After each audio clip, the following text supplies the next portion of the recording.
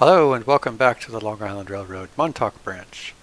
Today we're going to take a look at what has to be done to convert the Walthers Tug model to look like the Long Island Railroad tug Meitowax. This is not going to be a how-to demonstration because the model is already complete. However, you might use these steps or something similar to convert the model to your style of tug. Now please enjoy these pictures of the model while I give you a little history.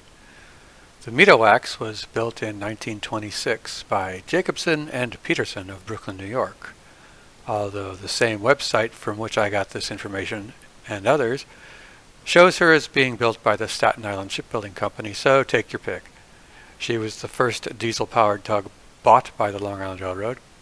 Going into service in 1927, she displaced 200 tons, was 108 feet long, had a beam of 26 feet and a draft of 12.5 feet. She had two Ingersoll-Rand diesels driving an electric motor that ultimately developed 565 shaft horsepower. She was sold off in 1963 and unfortunately sank in a storm off Cape Hatteras with the loss of 4 lives while on the way to her new owner in Charleston, South Carolina. When the LIRR ceased operating its own tugs and barges in 1961, I think, they had 4 tugs and 8 barges. Each tug typically moved 2 barges at one time. So on my layout you can see I'm a little flexible with history since she is still operating on the LIRR in my period of the mid-60s.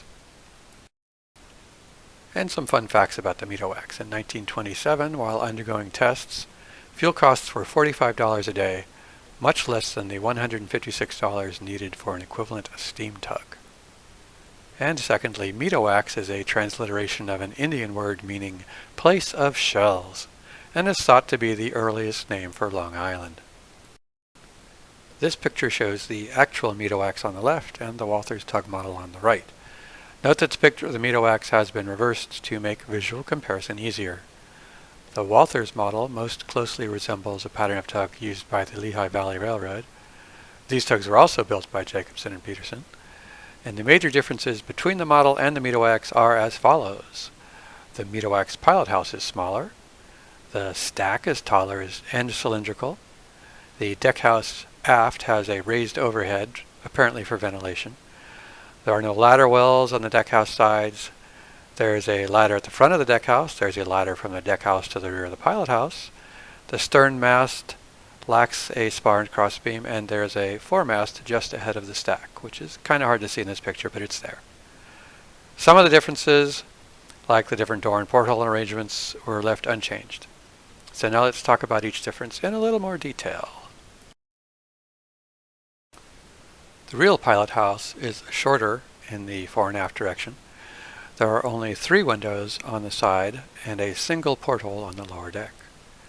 Making these changes necessitated cutting off the curved back wall of the pilothouse, cutting off a bit of each side wall, and then gluing the back wall to what remained of the pilothouse. And the same had to be done for the roof. The extra portholes were filled in with modeler's paste. On steam engines, the stacks are actually part of the steam cycle, allowing the steam to expand and help form the vacuum necessary for the engines to function. This is obviously not the case for diesels, and thus the stacks do not need to be any particular shape. That's why the Meitowax's stack is so different from the models. To make the new stack, I simply cut a piece of PVC tubing and covered the top with styrene, and added some bits that I could see from the picture, and drilled the holes for the stabilizing cables, which are made out of thread. Now, the Meitowax has a raised section on the aft deckhouse, which was apparently for ventilation. I made this in the usual way out of styrene and added all the little vents, and made a cutout at the front end to accommodate the door into the pilothouse's lower deck. In this picture you can also see the chocks I made for the boat, because the model strangely did not come with any. The model has 2 ladder wells, one on each side, leading from the main deck to the top of the deckhouse. I filled these in with styrene and modeler's paste. I spent quite a lot of effort trying to make the openings invisible. In this picture you can just barely see where one was, just in front of the round hatch in the bottom center of the picture. Instead of the interior ladder wells just mentioned, the Meitowax had a single ladder at the front of the pilothouse, as did many other tug designs. After much trial and error and slaving, I made the ladder out of styrene and a lot of CA glue. Adding the ladder also necessitated modifying the model railing on the deckhouse. The Meitowax has a ladder from the main deck to the upper level of the pilothouse on the starboard side. The ladder and the platform were made out of styrene, and the outline of a door was carved into the back wall of the pilothouse. The railing of the platform made a good place to attach the running rigging for the mast. Tugs with barges are required to show day shapes, indicating restricted inability to maneuver, which looks like a black ball over a diamond over a ball. This would be raised to the top of the mast on a signal halyard. Corresponding night lights were red over white over red, and interestingly, these lights were not built into the mast, as they are today, but were raised up and down on a halyard just like the day shapes. Traditionally, standing rigging is black and running rigging is white, which quickly dirties to brown. The Meitowax has a foremast ahead of the stack, unlike the model. Also, the model's stern mast has a crossbeam and spar. It is my guess that on steam-powered tugs, the stern mast was used for flags and day shapes to keep them away from the exhaust of the stack. For diesel tugs, this wasn't necessary, so all that was moved to the foremast where it was more convenient to the pilothouse.